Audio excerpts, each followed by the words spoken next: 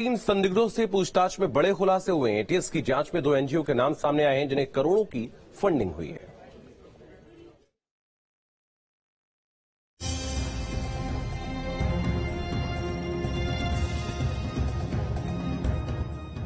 फिर एक्शन में UP ATS की टीम।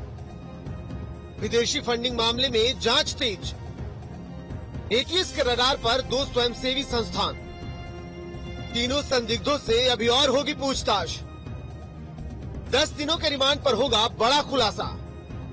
वाराणसी और देवबंद से संदिग्ध बांग्लादेशियों की गिरफ्तारी के बाद एटीएस लगातार पूछताछ कर रही है, जिसके बाद कई बड़े खुलासे हो रहे हैं। संदिग्धों से पूछताछ में खुलासा हुआ था कि गिरफ्तार बांग्लादेशियों में से 2 मानव तस्करी सिंडिकेट से जुड़े हुए थे। वहीं संदिग्धों के खुलासे के बाद एटीएस मानव तस्करी सिंडिकेट से जुड़े लोगों की जाँच में जुट गयी है, जिसके तहत यूपी एटीएस के निशाने पर 2 एनजीओ है। एटीएस ने बांग्लादेशी और रोहिंग्या नागरिकों के घुसपैठ कराने वाले मानव तस्करी का खुलासा करते हुए कहा है कि इनको इस्लामिक देशों से फंडिंग हो रही थी। हालांकि अभी तक इस पूरे मामले में एटीएस के हाथ 2 एनजीओ लगे हैं। दोनों एनजीओ एटीएस की रडार पर हैं, जिनकी जांच अब एटीएस के द्वारा की जा रही है।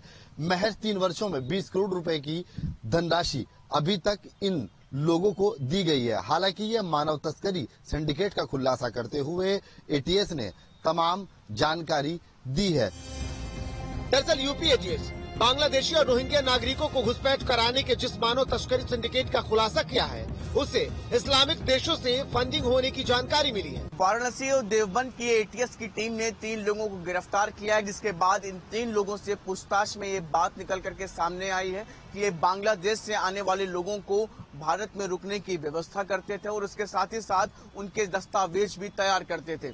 इतना ही नहीं, करीब इस पूरे काम के लिए इन लोगों को 20 करोड़ रुपए की फंडिंग होने की भी बात निकल करके सामने आ रही है और ऐसे में अब तमाम तथ्यों को तलाशने का काम भी एटीएस कर रही है। बताया जा रहा है कि ये 3 युवक लगातार इस तरह के तमाम कामों को पहले भी अंजाम दे चुके हैं। इस मामले में एटीएस के रडार पर 2 एनजीओ हैं, जिनके जरिए करोड़ों रुपए हासिल किए गए थे।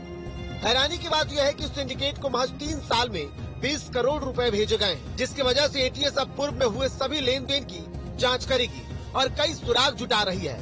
वहीं इस मामले में और पूछताछ के लिए कोर्ट ने तीनों आरोपियों को 10 दिनों की रिमांड पर भेज दिया है। पकड़े गए तीनों आरोपियों को कोर्ट ने साफ तौर पर 10 दिन की रिमांड पर भेजा है। अब देखना ये होगा कि रिमांड पर जो 3 आरोपी गए हैं, जिनको 10 दिन की रिमांड दी गई है, वो उनसे क्या तथ्य और क्या सबूत अभी और एटीएस के हाथ लगते हैं। बता दें कि तीनों संदिग्धों को एटीएस ने गिरफ्तारी के बाद लखनऊ में एनआईए एटीएस कोर्ट के विशेष न्यायाधीश दिनेश कुमार मिश्रा के सामने पेश किया और रिमांड की मांग की, जिसके बाद कोर्ट ने तीनों आरोपियों को 10 दिन की पुलिस कस्टडी रिमांड पर एटीएस को सौंप दिया है। वही उम्मीद है कि एटीएस पूछताछ में विदेशी फंडिंग, मानव तस्करी सिंडिकेट से जुड़े सिंडिकेट के साथ ही कई और मामलों में खुलासा कर सकती है।